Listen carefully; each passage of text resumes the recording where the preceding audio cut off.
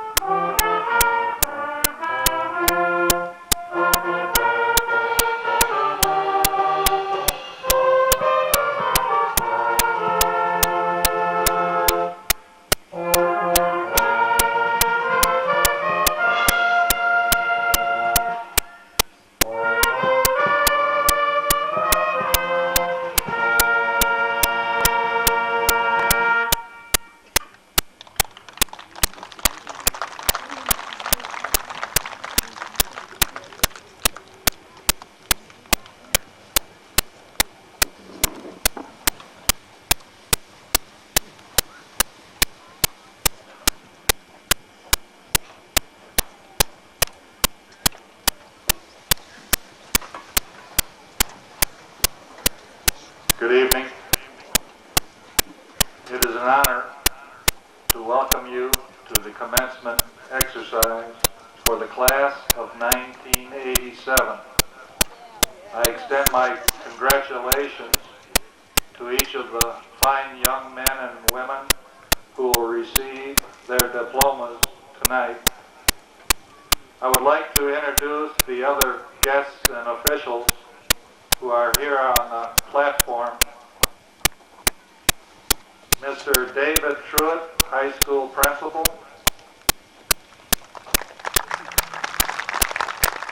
Mr. Barney McElvoy, elementary principal.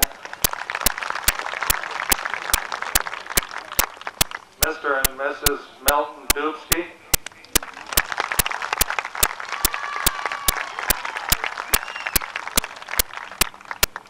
Mrs. Cynthia Benson, counselor.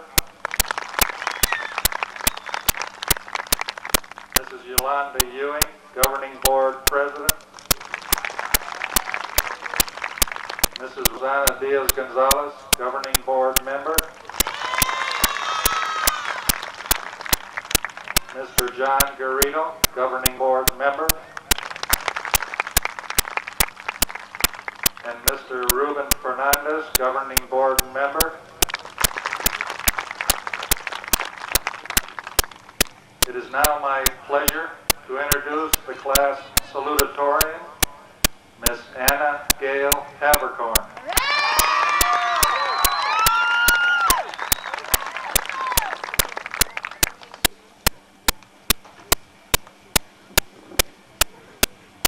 Family, friends, member of the board, and ministers, teachers, and fellow students. This is an exciting and special day for us. It is a special opportunity to think of what we are and what we someday hope to be. It is a time for looking back upon the many things we've done and the challenges we've just begun. It's a time for looking forward to the things we plan to do. As our final year comes to an end, we pause to reflect upon the many great things we've accomplished. We came here together 4 years ago to learn, grow, and share. During this time, we set our own goals and achieved them without envying the achievement of others. We also tried to be ourselves, honestly and completely, without following the expectations of others. We were courageous when defeated and humble in the face of victory. We gave our best until we completed a task, however difficult the task was. We always tried our best to be understanding, especially when things didn't go our way. We learned a great deal of responsibility, which will guide us in our future. Graduation is a day filled with yesterday's memories, today's joy, and tomorrow's dreams. As we gather up our memories and set out on our way to a future filled with promise and new joy from day to day, let's not forget our parents and families.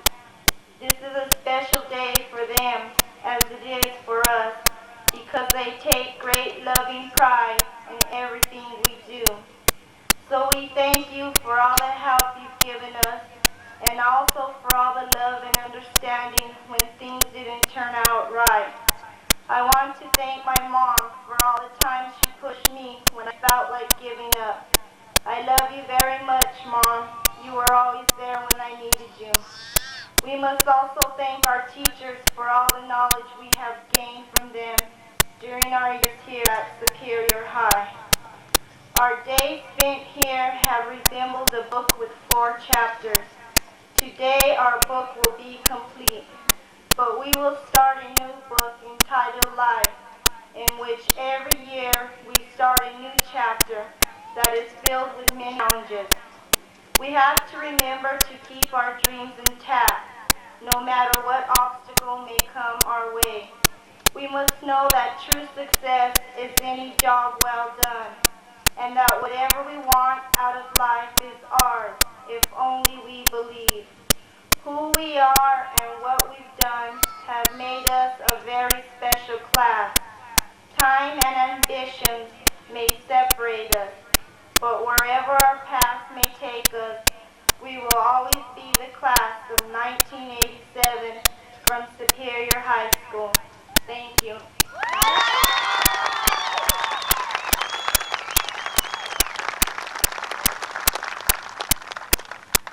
And next, the class valedictorian, Mr. F. Lynn Benson.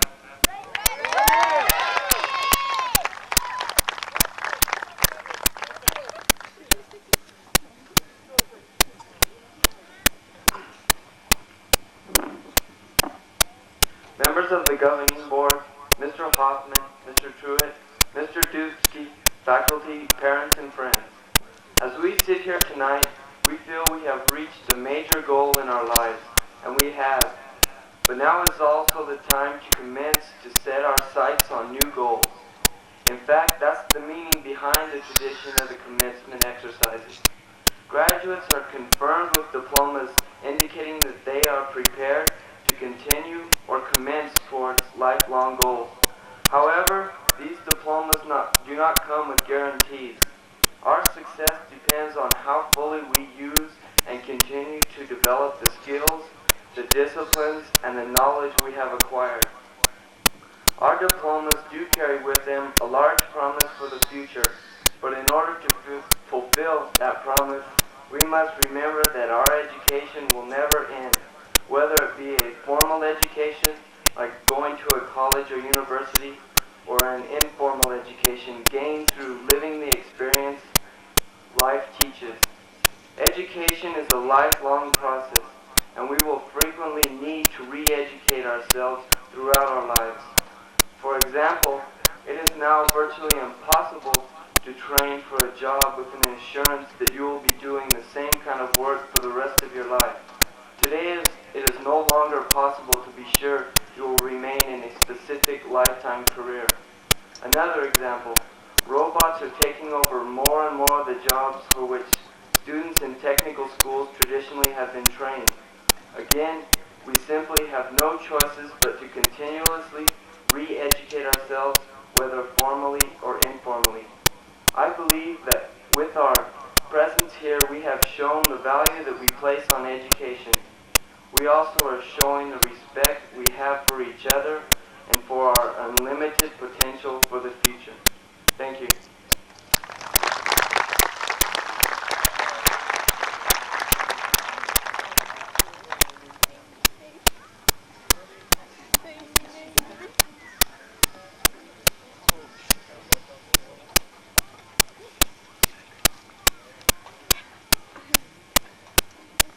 Our guest speaker tonight has been a positive influence in the lives of Superior Heights for many generations. He is a teacher, an administrator, and a friend. He has been a part of the lives of 2004 students who passed through our school under his guidance. His name became synonymous with Superior High School. Ladies and gentlemen, Milton C. Dubsky.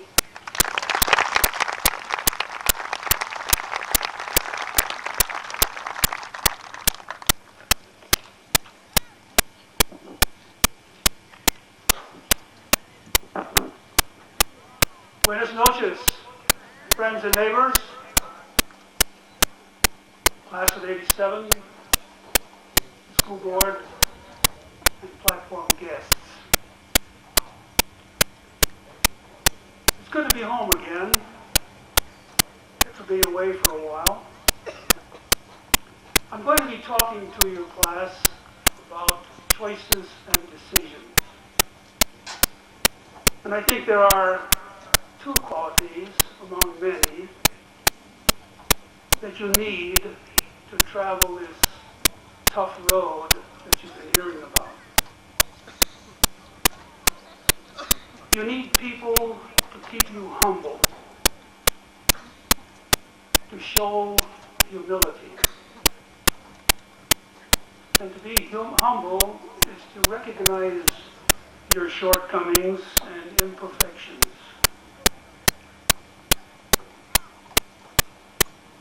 And as you travel along this tough road. You'll need your friends, your wives and husbands eventually, your family, your co-workers, everyone, to keep you humble and to make you look good.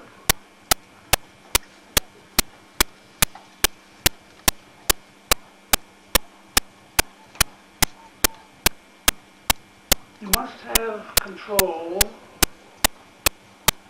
of yourself,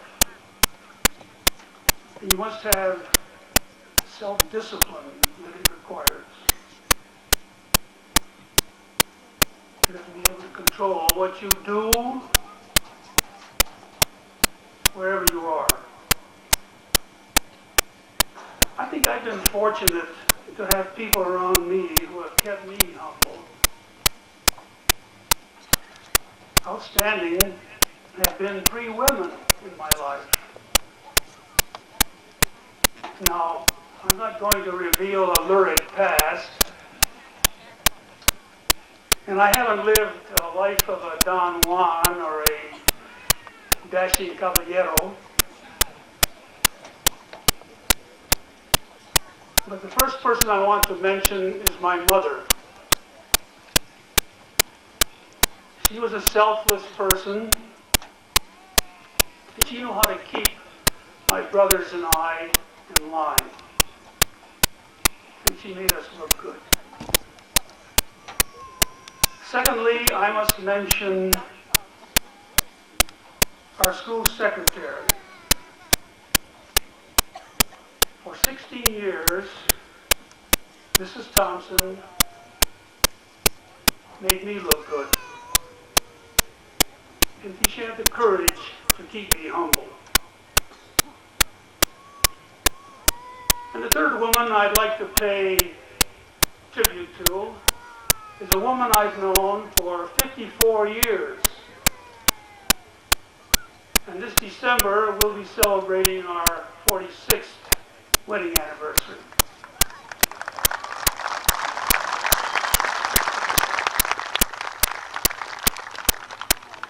And if that's incorrect, I'll hear about it.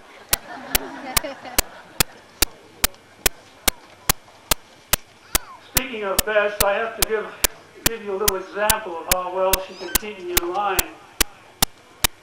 I did something foolish, I guess, not too long ago. And so she wasn't speaking to me. And as you men all know, one of the best ways to get on the good side of your wife is to utter those magic words, "Let's eat out tonight."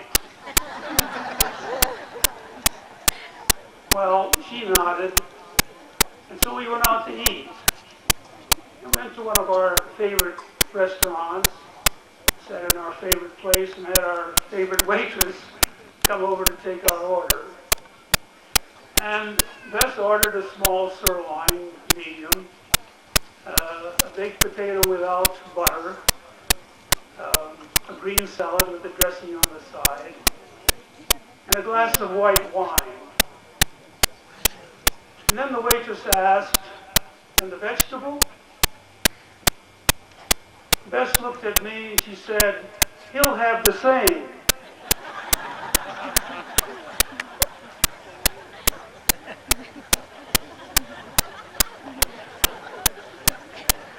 Class,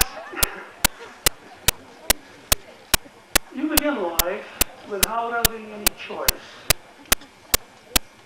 And you don't have to make a few decisions for a while either. You were born here, or your parents moved here, and then you were old enough, and you probably went to the same church. And when you were old enough, you went to a grade school. You didn't have much choice either because the school board determines the residence requirements. And so you went to the one that they said you should go to.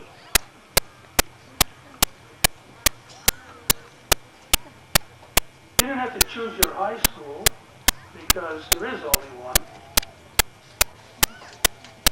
And here again, you have to start making a few choices, but not very many, because graduation requirements are set by the state and your school board and North Central Association. And so you begin drifting into the courses you like, or those perhaps that you want to take because you're training for something specific. But you want to seek the best education you can and give it all you've got to the best of your ability. As a teacher for 10 years here and a principal for 21, I had on several occasions to point out to students who had broken the rules and that they needed to straighten away and fly right. And they invariably would say, "You keep telling us how tough it is out there, Mr. Dusky. I don't think it's so tough." And I'm sure some of you are thinking that too. But I've been around a while, living here in Superior and in Mesa. And I have the pleasure of meeting some of the 2004 graduates in the 31 years that we've been here. Do you know what they say? They say, "Yeah, it is tough. You were right." Now,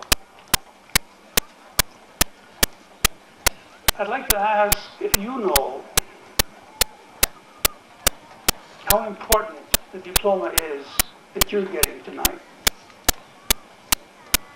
But before I answer that question, though, when I first came here, and for 2 years thereafter, it was customary to give an unsigned diploma. How many of you remember that? And many students, when they came up, would take a quick glance at the diploma to see if it was signed.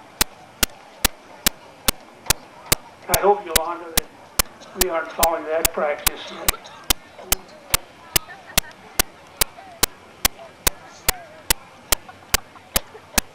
I asked the question, do you know how important your diploma is?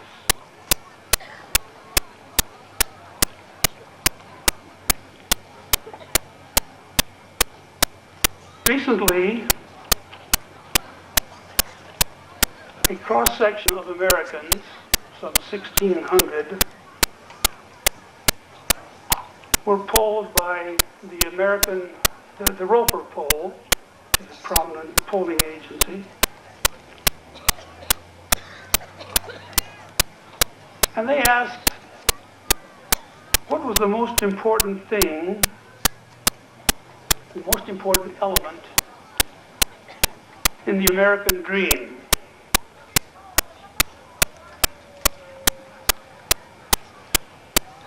Do you know that 84% of the respondents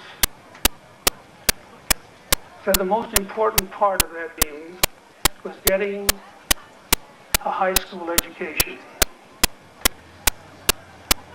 Coming in second at 80% was having freedom to choose to live. And third at 78% was owning a think millions of people around the world who will never achieve any of those elements.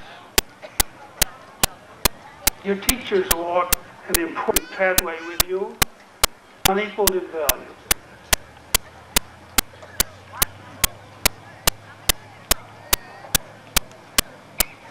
Did you know that 2 out of 4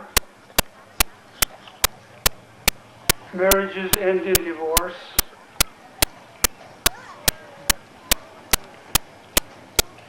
I say this because along this road, you're ultimately going to marry and perhaps raise a family.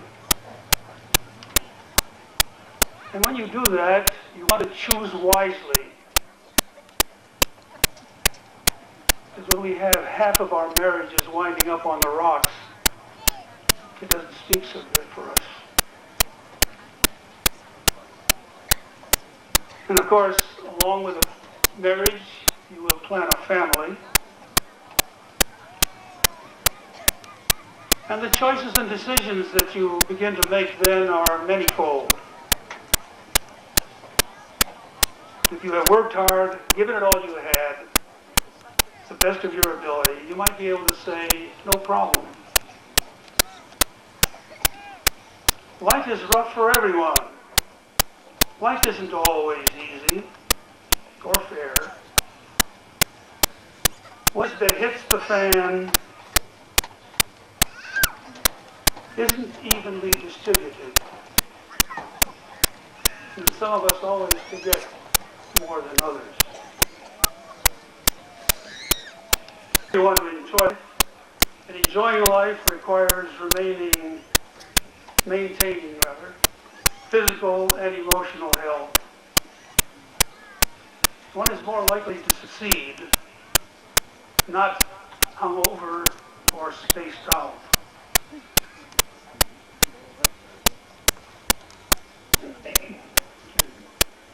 During your life, you'll finally reach a point when you begin thinking of retirement. When do you do this? I began to think about retirement when the children of the children I taught began to come to high school. I said then it was time to retire and have no more choices, no more decisions to make. I tell you, problems, choice, decisions never cease. You don't sit in a rocker and rock all day or play golf all day. You have to make many choices. The problems may be somewhat simpler. After all, you've had a lifetime of learning and experience to guide you.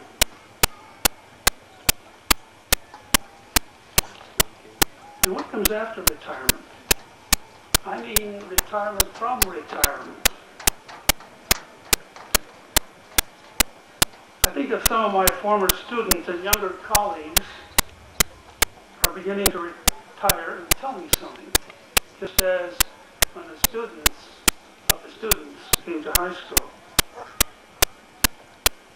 A few weeks ago, we received an invitation to attend the retirement celebration for Louis Rodriguez.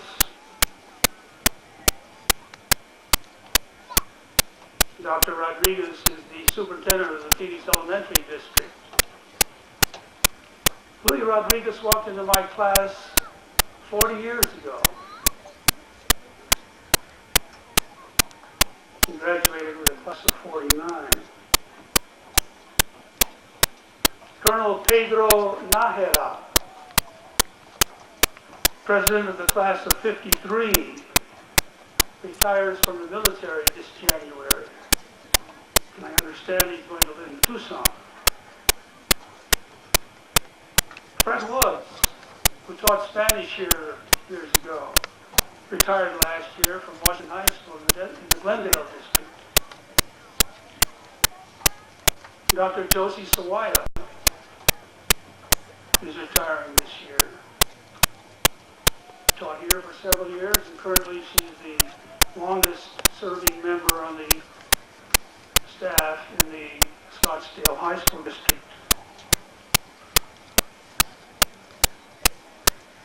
Dick Murray, who taught math, physics, and chemistry, will be retiring from the faculty at NAU. Dr. Meyer and Jesse are building a home in the Verde Valley. I'm sure that all of you can think of a similar list of brothers, sisters, friends, and neighbors. Will they continue to make choices and decisions and face problems once again, let me tell you. But are they trying to tell me something? I can't tell you how tough the road's going to be, or whatever comes after retirement. As far as I know, one reaches the point where one started.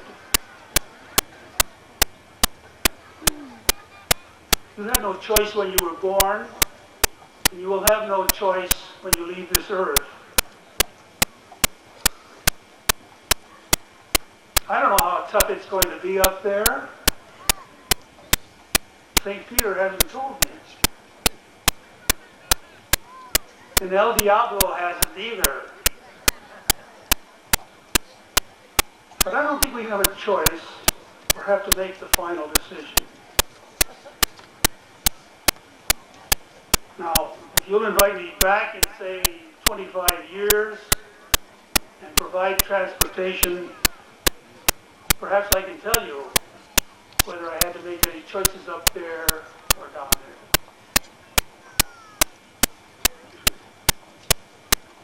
President Harry Truman, the 33rd President of the United States, in talking about the tough road of politics, and I'm sure that it can apply to any tough road that you're going to undertake. He said, if you can't stand the heat in the kitchen, stay the hell out of the kitchen.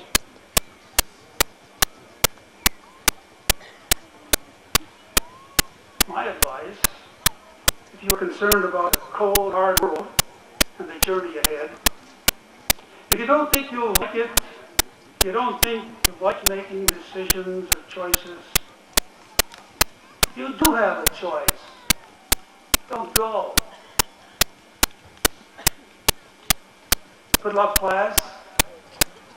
Adios and via con Dios.